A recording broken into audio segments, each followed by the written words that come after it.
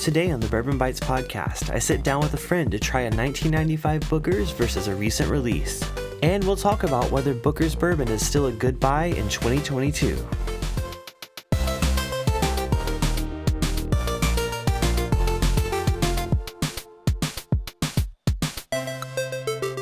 Hello, everyone, and welcome to the Bourbon Bites podcast. I'm your host, Clifton. I'm here with my friend, Brandon. What's going on, everyone? So we are recording this on video for Patreon. So if you are a patron of the show and you want to watch the video version of this, definitely check that out. You can support the show on Patreon for as little as $2 a month and get access to things like this video recording of the podcast, as well as polls and opportunities to shape the future of the show. So would love you guys could check that out. But if you're here on the audio version, welcome.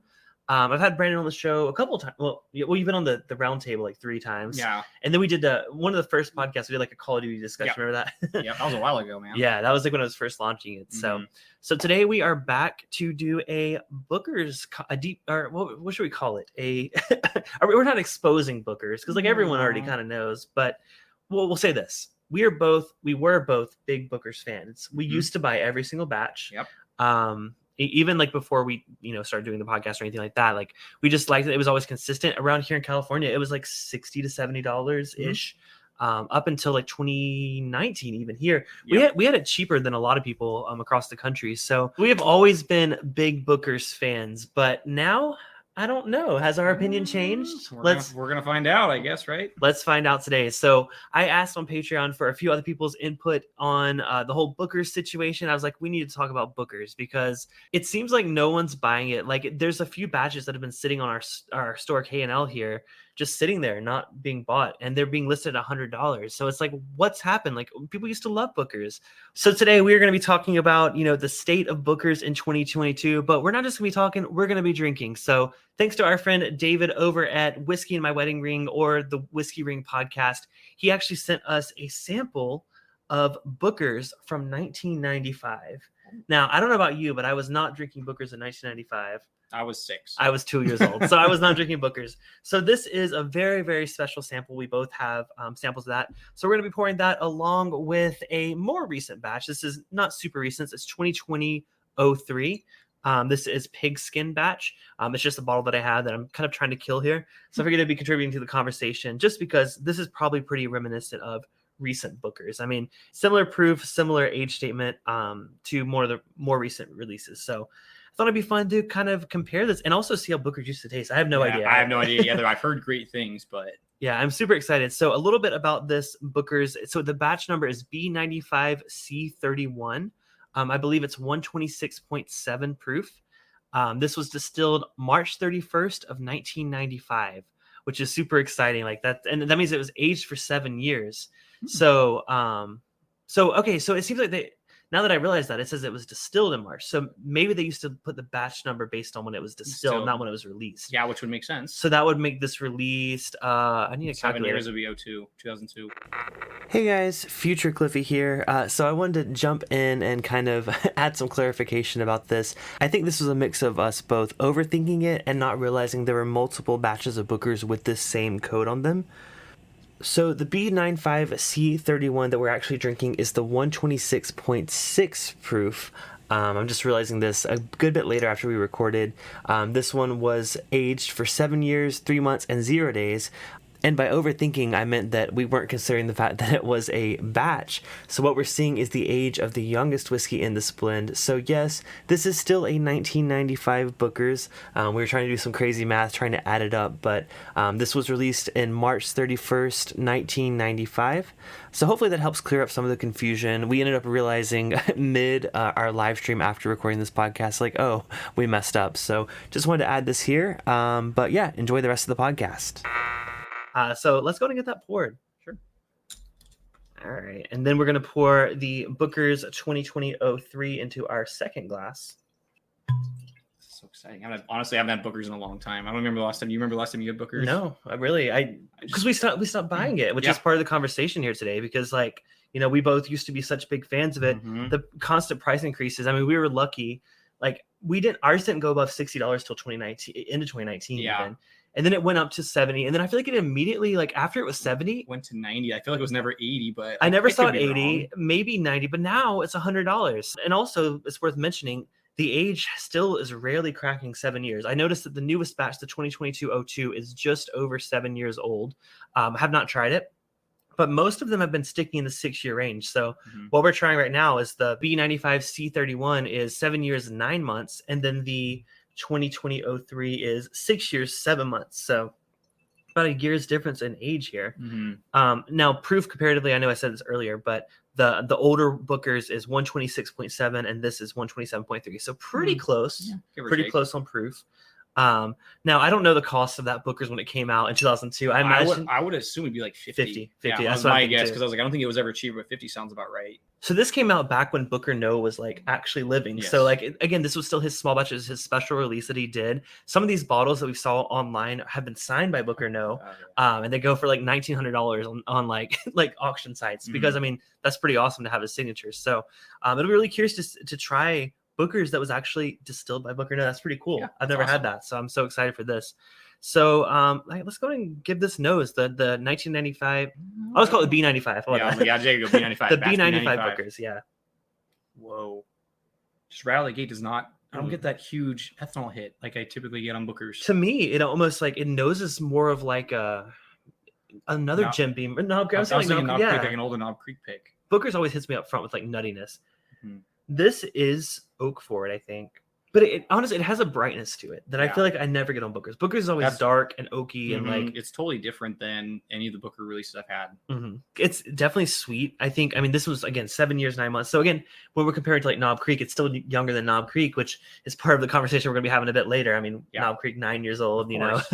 So this though sounds really good though. As a Jim Beam fan, I mean, you're a Jim Beam fan too. Yeah, it's bright. It's more fruity than I think Jim Beam or Booker's. I mean, again, I associate Booker's with like this dark nuttiness, like this, like not, it's sweet, but not, I mean, we'll see as we go into the more recent Booker's, but but it's usually a good balance. But this does have a bit of a vintage note though there too. There's a bit of that, I mean, it's a bit of like an antique kind of funk, like not like an old library though, like the Jim Beam one, like the canters we've tried. Yeah, it's not quite there, but I feel like it's leaning that direction. Like I feel like maybe it's a bit more like a leather kind of oldness to it, but I'm excited to try it. Yeah, cheers. Very different. Tastes more like the decanter experience that I've had. Whew. It's hot, man. It's hot at 126.7 proof. I mean, it drinks it. But and it's crazy to think that this was coming out. I don't know. I mean, I again was not into the whiskey market back then. I just feel like back then the bourbon boom hadn't quite really exploded. So I mean, to be fair, Booker started as a small batch for his friends, so it kind of was the whiskey enthusiasts out there. You know, they were the only ones appreciating this, because imagine you gave this to like someone that was like never tried bourbon before, they'd blow their socks off. Like it'd be crazy. That's really good. I mean, holy crap! If that were $100 today, I'd probably buy it. I'd buy it. Yeah. And again, huge thank you to David for letting us opportunity to try this at cost that he paid for the bottle. So that's super awesome of him. The finish, to me, it's still going. Like it keeps going, and it has that antique element to it that I was talking about earlier. More so on the palate than the nose, I think. By the way, we are going to be doing a live stream right after we record this podcast, where we're going to be comparing a bunch of different canned whiskey cocktails. I'm excited for it. You not so much. I don't know. We're going to find out though. So if you are listening to this, of course, that live stream has already happened. So check out the YouTube channel for that. I'm really curious to see how it goes, but we wanted to get this out of the way first because we didn't want to be, first of all, drunk on like sweet sugary cocktails and then try to do this because it wouldn't be fair. We wanted to go into this like, you know, first pour, and I'm really impressed with that vintage Booker's. Like, most definitely. We'll see though. Like I did want to leave a little bit in the glass because I mean maybe we're just being blinded by the thought like, oh, it's vintage. Maybe current Booker's is just as good. I don't know. Let's go ahead and give this 2020-03 a nose. Oh, wow. Different. So different.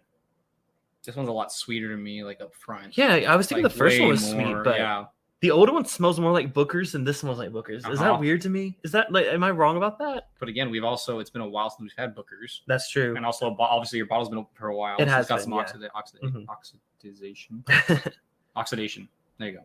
Yeah, and also like you said, like I think we cling to like the memory of Booker's versus like because it used to be our go-to, like our special. To me, it was always the special bottle. Yeah, because again, $6 was a lot when you first started getting into whiskey, and now most of us don't bat an eye at $60. I think this smells young. The 2020 Booker's. Okay. I'm just so used to drinking Knob Creek. Like Knob Creek's become my go-to now that Booker's is so expensive. So to me, Booker's, I mean, it's 6 years. It's 3 years younger than standard Knob Creek. I always got so much like dark nuttiness and oakiness on Booker's. Yeah. I'm not quite getting that on this.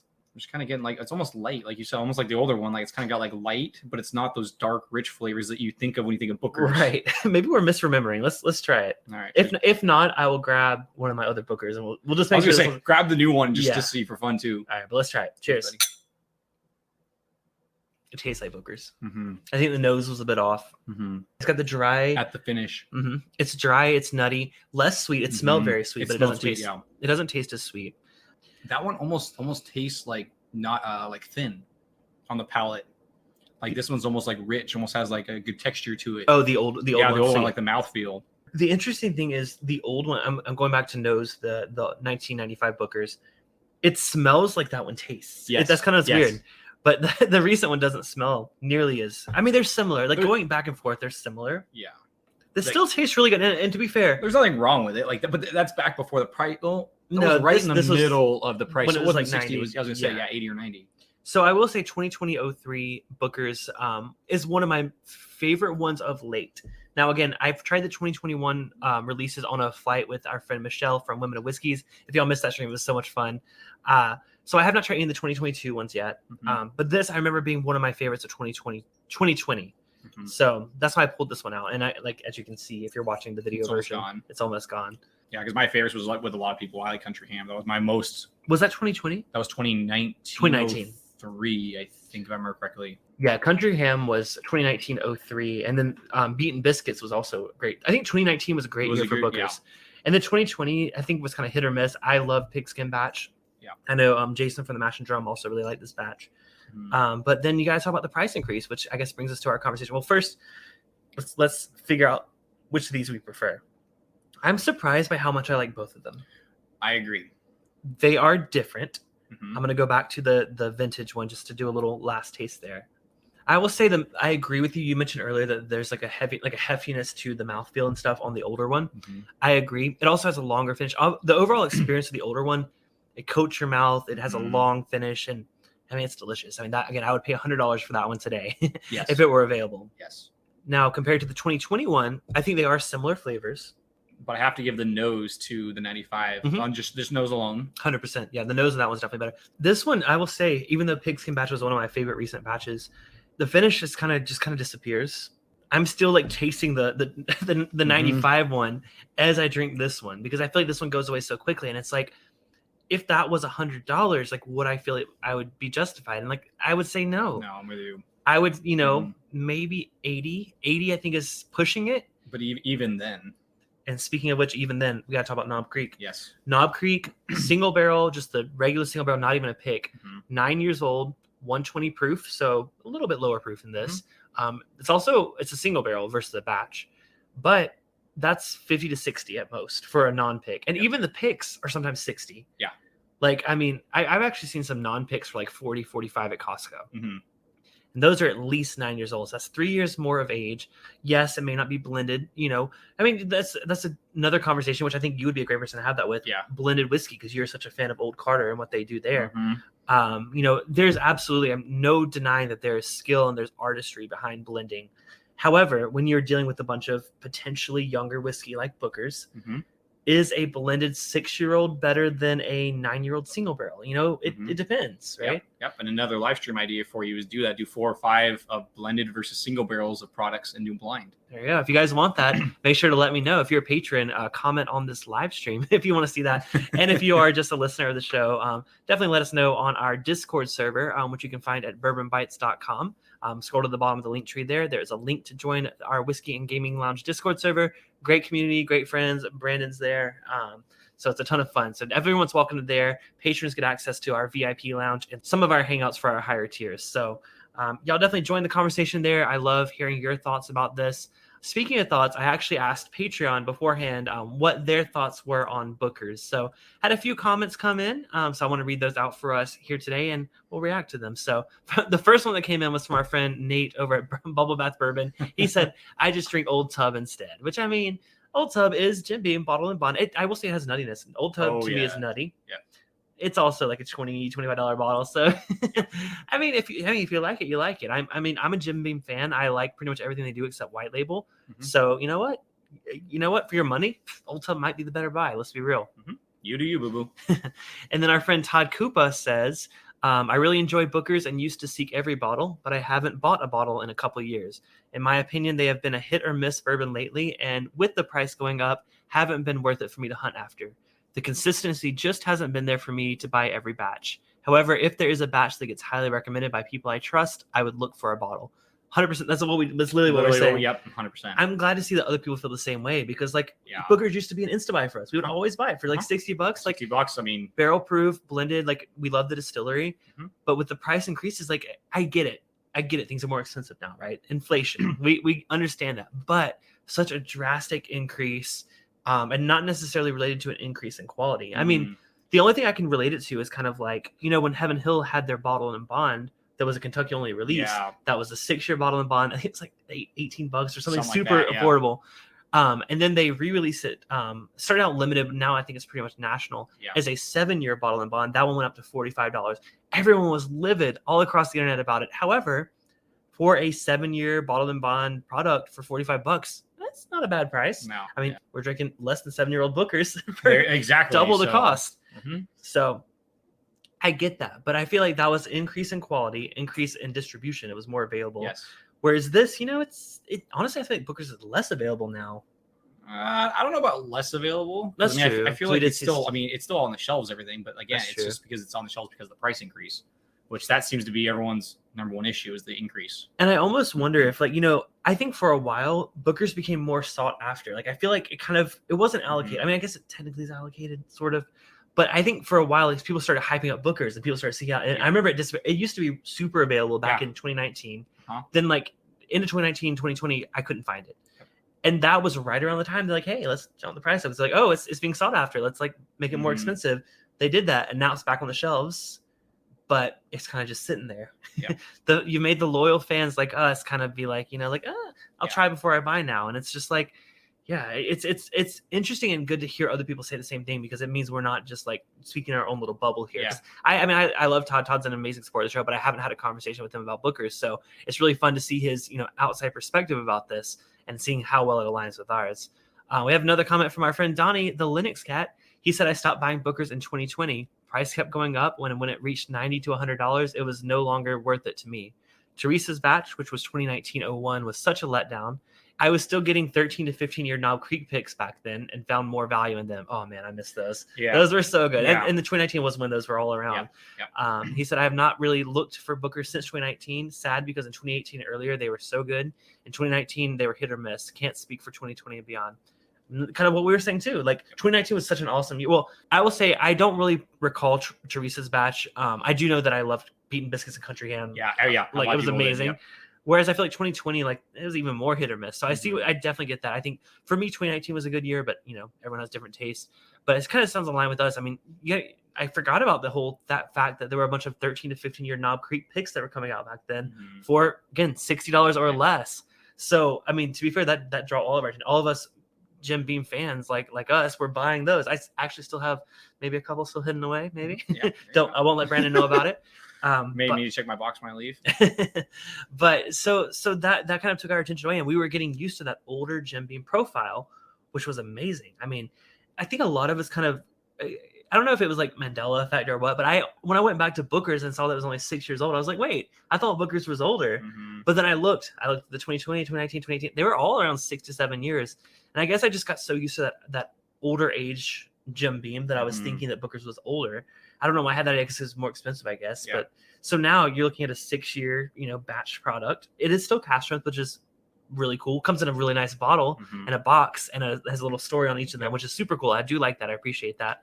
But for $100, I don't know, man. I don't think I will blind buy any Booker's. I mean, I haven't since I bought the 2021-01, same as you. Yep.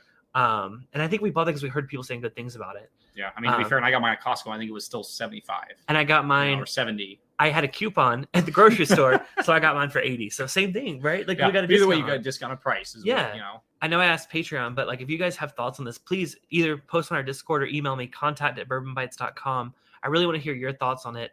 By the way, people have been emailing me their thoughts about podcasts. I really, really appreciate those. I'm so sorry I've not responded to a couple of those emails. I will get back to you as soon as possible.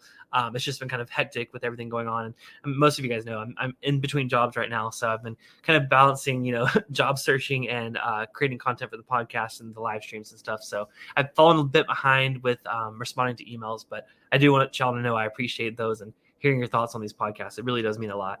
But yeah, so I don't know. I'm torn because I used to love Booker so much. Well, that and Jim Beam as a company shot themselves in the foot because I don't know if you want to go down this road or not. Let's do it. When you're selling Knob Creek picks, 13 to 15 years old for $60, and then you've got Booker's batches going up in price, but yet the age is still the same. The proof is about the same. How does that make sense? Exactly. I just meant that. Why would you not want a 15-year pick versus a 7-year batched bottle when one is 60 and then the cheaper or the younger one is more expensive?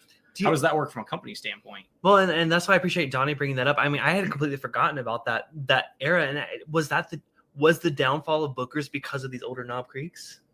It's possible because, again, we don't know if they were using some of these barrels to blend for Booker's or what the deal was. Maybe these were the rejection barrels, I don't know. Yeah. Or just, I think people that were fans of Jim Beam and Knob Creek and Booker's went for those because those were, at least here in Southern California, those are pretty available. They were available for a while, and then as soon as Booker's prices started going up, everyone's like, "Why am I going to pay more? I'll just start getting on these older picks," and that's when they started going like hotcakes. I remember it got announced that they were. I don't even know if it was even announced, but someone realized that the picks were all going to be like 9 years. Yeah, they're all going. All those older ones were going away. And it was instant. It was instant. I never saw any of the store older shelves and everything. I never saw any of the older releases after that, and that was probably 2020, probably into 2020. Yeah, I think it was right around there. It lasted about a year, so that year was really great. I had so many. Everybody was loving the picks. They were all great. Next thing you know, they're all gone. Yeah.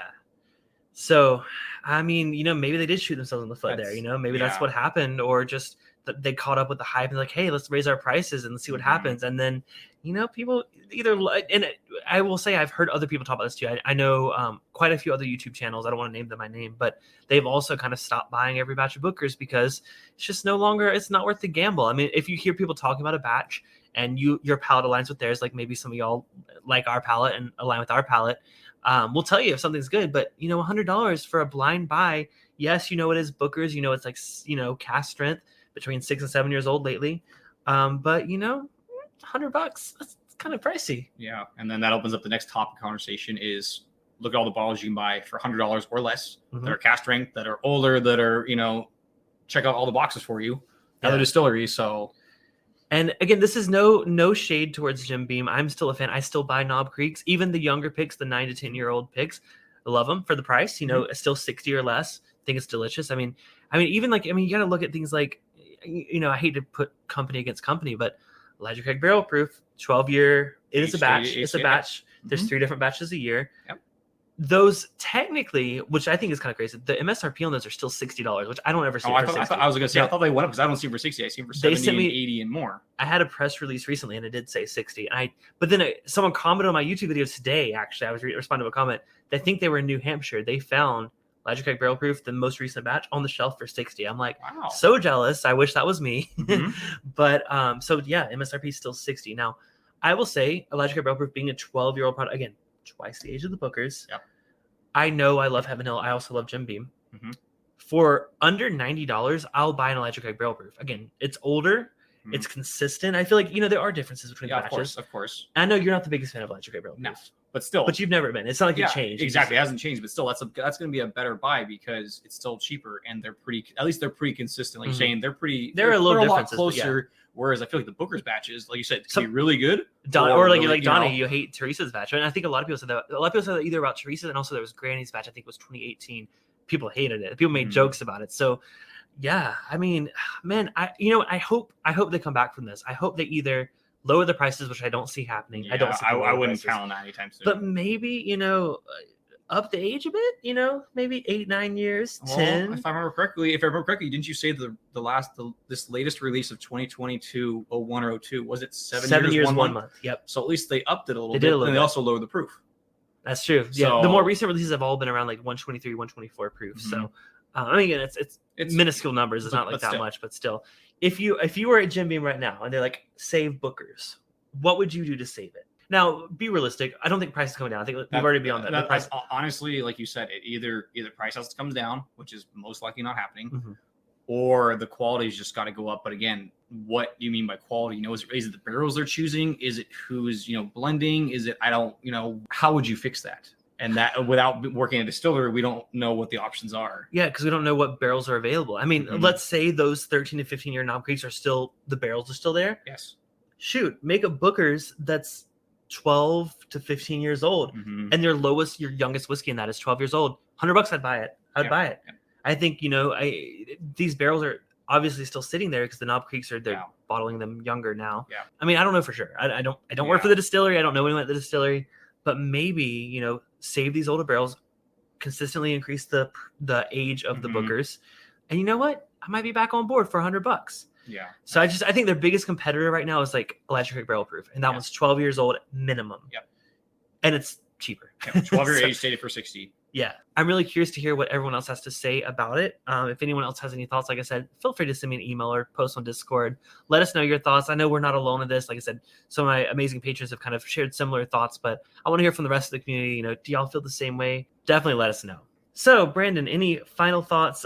We did our tasting. I think the vintage one to me, I prefer the vintage. I mean, but who doesn't prefer the vintage? I was going to say, everyone prefers vintage whiskeys over the current ones. But I will say side by side, I was more impressed with how similar they were. Yes. I thought at first they were going to be so different. I think of course, the vintage one to me is still better, but there's some similar notes there. Again, this was probably $50. Yep. This is probably, double the price. I was going to say, 70 or 80, but still good stuff. I mean, we're not doubting the quality. I mean, Booker's is still legit. It's just the price that's just got us. It's made us doubt our loyalty. I think I'll say that. I don't want to say we're not fans. It's made us, hesitant about our loyalty. I'll say I'm not loyal to Booker's anymore. I think a lot of people feel the same way. Yep. I mean, obviously, it seems like it. So come on, Booker's, get us back on board. Make me want to buy every batch. Come on, you can do it. Well, anyways, Brandon, thank you so much for joining me for this podcast. Of course, if y'all want to follow the show, make sure to check it out on whatever platform you get your podcast. Make sure to hit the follow button. If you can rate and review on your platform like Apple Podcasts, really appreciate all of those reviews and feedback because I want to make the show better for you guys. And thank you to all the patrons that contributed and gave us their thoughts there. And thank you all for listening. So until next time, this has been the Bourbon Bites podcast. Thank you, Brandon. Cheers. And I'll talk to you guys next episode. Cheers. Bye.